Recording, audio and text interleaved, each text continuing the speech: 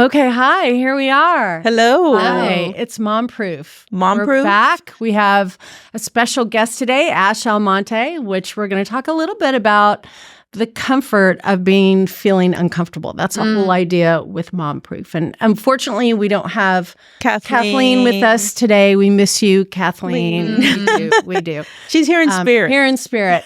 But we're really excited because you do something a little special. I mean, you're cool. You're a mom. You're an artist. You have an amazing husband. He's just so nice. Hi, Erwin. We appreciate Hello. And super handsome. Yes, he is handsome. Yes, and he's just, what a nice guy. And how nice it is to see the energy when you two are together. But really, most importantly today, we want to talk about being grateful in kind of different layers. It's Thanksgiving's around the corner. Yeah.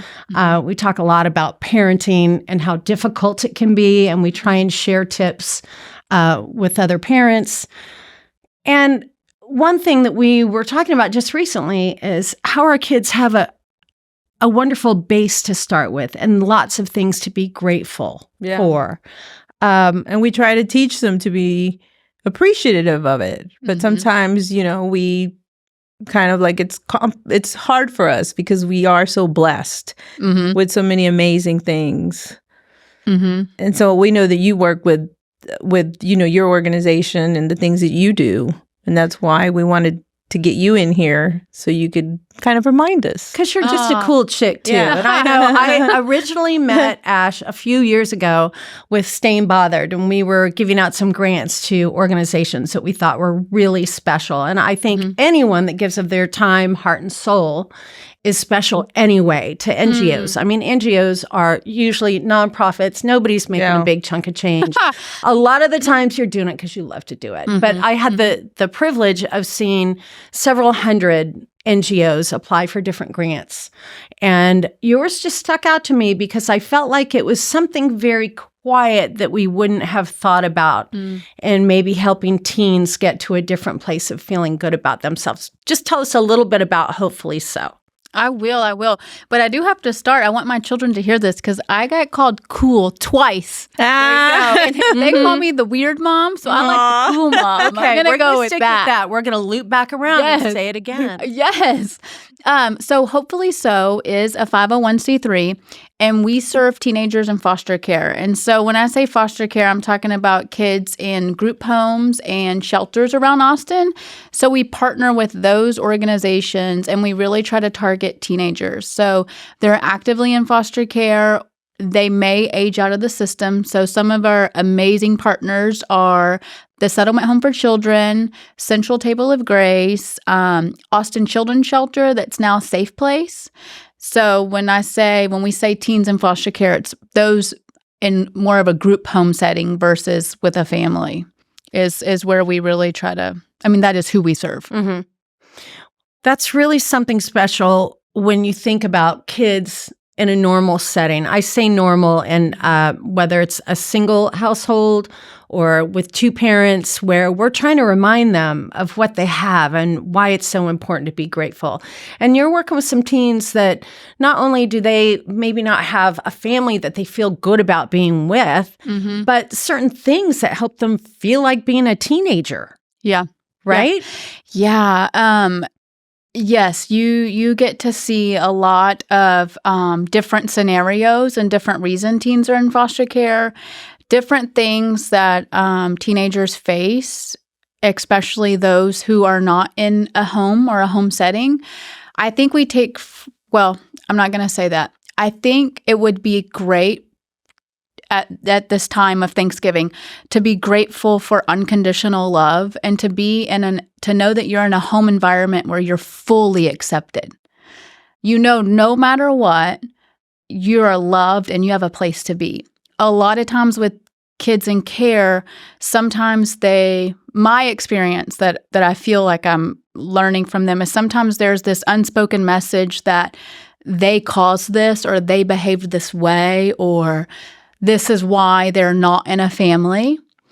And to be in a family where you know you are loved is like the ultimate wealth, of knowing that you have a safe space to be you, to grow, to be weird and awkward in your family, to be a brat, but that you're safe, I think is really, really special. And I think sometimes it gets taken for granted a little bit to know That's that. so interesting. We just had a guest on, Peyton Medina, who is one of our teenage guests. Yes. And she was talking about, she made a different decision for college. Some of her other peers went on to university or did some things, but she wants to go be a singer and she's pursuing her dream. And remember, the thing she said was, what really helped her to make that decision is feeling supported, accepted by her parents, because she didn't make your so-called traditional, decision, right? And kind of going out right on a limb. But yeah, I love that. I love how you are working with these kids, and how do you work with them, or what do you do to? So there's so much with foster care. There's so much. And so what we do is we really try to narrow down and do what we do well and like focus our areas in that realm. So like we all work full-time jobs, and this is our volunteer baby. But what we have found is that creativity is really powerful. So we kind of do 3 things. We call it sowing seeds of love, joy, and aspiration. So we know we're going to meet these kiddos along their life journey. And the hope is that we'll have sown some kind of seed along the way, right? Say that again. Sowing the seeds of love, joy, and aspiration. I love that. Aspiration. Me too. So we tried to build into those 3 pillars. So for love, we try to meet tangible needs. So every year we do a back to school clothes shopping event, and we take all of them to Ross, and they all get $100, and they all get to pick their own clothing for back to school. It's a very fun event. So love is meeting tangible needs, and we do some other things, but that's just an example. Tangible needs. Joy is providing experiences. So a lot of art, we have amazing partners around Austin who help us provide these experiences. But we incorporate a lot of art and a lot of go-kart riding, dart 'em up, going to dinner, because a lot of these teens aren't as able to play as much because they have heavy things. They have trauma. They have worries about future, and a lot of heavy things that sometimes playing is just so important, like just time to have fun and play and be a kid again, Yeah, it's one of the fundamentals for your nervous system is play. And some kids, when they don't have play, then that just, sets them off. Like, it's like medication, it's like medicine. Yeah, it's just so important. And they've been through so much, or they're going through so much. So we try to sponsor outings for them. So joy is really important. And then the third one is aspiration. So what can we do to help inspire or aspire the future? And what we learned, it's getting better now, but early on what we learned in our research was getting a driver's license was really hard when you're in foster care, because there's no one to put you on your insurance or teach you driving hours or anything like that. And we also learned that having some form of self-identity would also help make an impact with some of the kids that face aging out and things like that. So we partnered up with Austin Driving School, was our first partner, and we offer a driver's license program. And so we offer it to all of the facilities that we serve, and we'll pay for the kiddos to get private driving lessons and attain their driver's license. And so that's kind of the third pillar. It's such a rite of passage. Agreed. When you get your driver's license. Oh, yeah. That's just, you think you're the shit. Then I've yeah. got it going on. Oh, yes. yeah. Oh, yeah. I think that's really special, because those are those little things we don't think about. Yeah. And just in talking to our kids, and, you never want to go from an angle of saying, I would say to my daughter, well, there's other kids that don't have what you have. Yeah. I think there's a discussion to be had by parents at this time. Folks, there's organizations out there that are doing things for teens that you wouldn't even understand that you don't have. And it's a conversation of, again, why we need to be more grateful and actually talk about it outwardly. Because there are some teens that aren't even interested in getting a driver's license. I remember my daughter had friends that they were like, I'm not in a hurry. I get Uber. And that's the thing. And like when you're talking, some of these kids may need their license to work or for sure. to, you know, make a living. And then they can't get, there's so many details about a driver's license, the verification, the VOE. I remember that was such a big deal. Like, you have to go get I was the mom that failed like 5 times. I'm sorry, you guys. Yes. I would say it's time to go to the GPS. Yeah. And it's, Mom, do you have all the paperwork? Are you Yeah. sure? Oh, no. Because remember the last time you didn't do it right? Well, there's like 10 things you have to take. Oh, yeah. So when you were talking about that, I was like, it seems like so simple, but it's not. There's so many things you have to take. It is a lot. Yeah. Well, I'm really proud of the youth that we serve because they really take responsibility and they do what needs to be done to get that license. And they're proud and they're eager and they're grateful. But I did think, well, is it because we're in Austin? Because I grew up in the country, so I was already driving way before I had my driver's license. And then I couldn't wait to actually have it. But to have a lot of teenagers who really are like, no, I'm good. You're like, that is so interesting. I know. But I guess they have other forms of transportation. But we feel very grateful and very proud of that part of our program and very thankful for organizations like Staying Bothered because it's privately funded. Like that's how we pay for it. So it's a good one. You know you'd have a job of asking for money all the time, did you? No. You knew you were going to paint, though. Okay, Yeah, what you don't know is Ash is an amazing artist. We just have to talk about that for a minute because your creativity, and I just saw one of your most recent pieces, which Grace with Orange is a gorgeous butterfly. It's the one that Hope and Pete got. Wow. By golly. And they love it. And it's your work is incredible. I mean, you come from a little town and here you are painting in Austin, Texas and serving those that don't have as much as others. So that's pretty cool. You are so kind. You are so kind. Cool. Cool. We're like 4 or 5. Yeah, that's super cool. Super cool. Well, it's just so interesting with Hopefully So. I feel like these are my friends. Like to say serve, and I know with Karen from Cambodia, I feel like they inspire me more than I feel like I could ever do for them. You know, I just feel so grateful to be able to share creativity and things like that with them. So That's so fun. And do you always focus on butterflies? Is that like your theme? No, so I do chandeliers, figures, and then butterflies. The butterfly is a more recent series that I've started. Oh, So, fun. Yeah. It's beautiful. We'll talk about Thank that you. in another episode. And the Yeah. kids, when you do the art with the kids, do they get involved with you? Like, is there a workshop that they get to come to? Or? Well, so with Hopefully So, we do very specific art time. So we have one volunteer that's out at Table of Grace, and she goes every Wednesday, and she shows up in their cottage and has a craft or an art. And then I have every other Thursday, Riverbend Church opens up their facilities, and we host an art activity there. Also, the amazing team at West Chelsea Contemporary Art, they opened up a gallery, and we've starting art there, and the staff volunteers. But with our art, it's so much more layered than just art. So whenever we do art with the kids that we serve, we try to be very intentional. One thing is we try to give them a voice. So when you're in more of a group setting and you're, 10 to 13 kids, it's hard everything needs to be a little bit more geared toward groups, And so by giving them a voice, it'll be something like, Jamie, did you have fun today? Yes, I did. What's something you would like to do? I've always wanted to do scrapbooking. Okay, well, we're going to work on doing scrapbooking. And so we kind of let the youth kind of decide what we're going to do next. And we just kind of popcorn. And so I never lead like the art with a painting. They're really kind of the leaders. And then another beautiful thing about creativity is building confidence.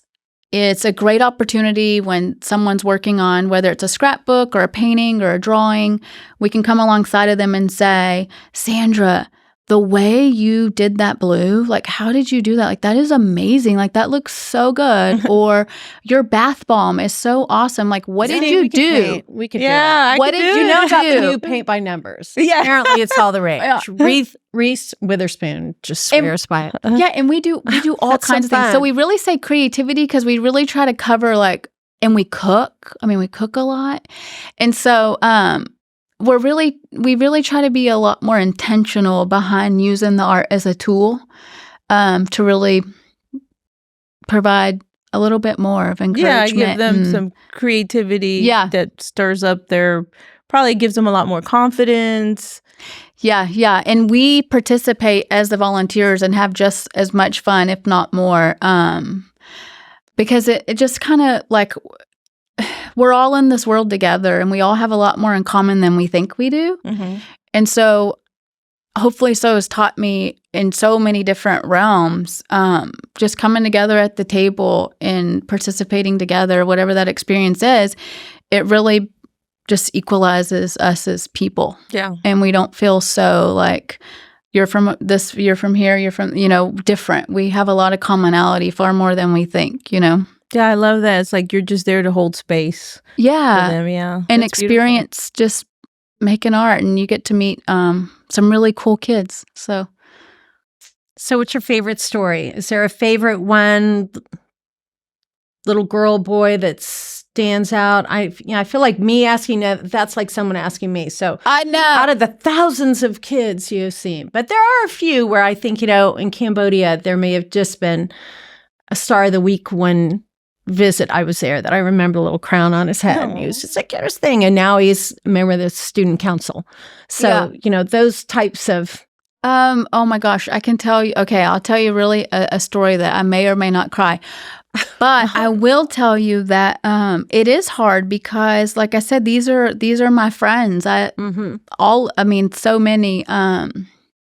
There's so many amazing kids in Austin, so many amazing teens in foster care in Austin for sure. But one particular incident that happened is, I'm going to try to condense it. In 2000, it might have been 15 or 16, I had my regular art night at Austin Children's Shelter. So every single Tuesday night, I went from 6 to 8, and you really get to know people like that. And so I got to know some of the kids, and I'd been there, I don't know, maybe 6 months with this same kind of group, or 3 or 6 months, and doing art. No big deal. Well, fast forward to, that was probably 2000. I don't want to be quoted exact, like 2015, 16. But fast forward to the middle of the pandemic, so 2021 or 2020, I moved my father here, 57 years old, cowboy, West Texas cowboy. Unfortunately, he became fully handicapped and was needing some extra care and got to where he needed to be in a nursing home. It's a very hard thing for my family and I. So we made the decision, and he agreed to it. And the night that we moved him into the nursing home, he was going to stay his first night there. I really felt very vulnerable and very lost, very scared. It was like he was my toddler, and and even though he was capable, it wasn't, but I was in a very vulnerable space, as a lot of the kids are, especially when they're in more of a shelter environment. Mm-hmm. They're not from Austin. They're removed from everyone they know, all these things. So I'm getting my father's room situated, and I'm crying a lot. Is this the right decision? What am I doing? What are we doing? Just sad that he's there. Like, this is what happened, Mm-hmm.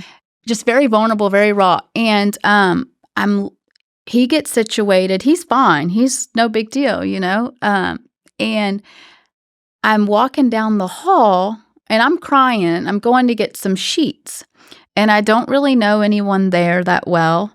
It's our first night, and I make eye contact with this young girl, and she looks at me and she says, "Miss Ash?" And I say, "So-and-so." I can't give names. Right. We'll say Sandra. And I say, "Sandra?" And it was one of the kids that I served and worked with at Austin Children's Shelter. And I said, and she's in scrubs. And I said, Sandra, oh my God, how are you? And she said, oh my God, I can't believe I'm seeing you. And I said, I can't believe I'm seeing you either. And we hugged really big. And she said, are you still making those paintings? I said, yes, ma'am, I'm still making those paintings. And this was over in Bee Cave. This was a nursing home over here in Bee Cave, a facility. And I said, yeah, how are you? You know, you're working here? Yeah.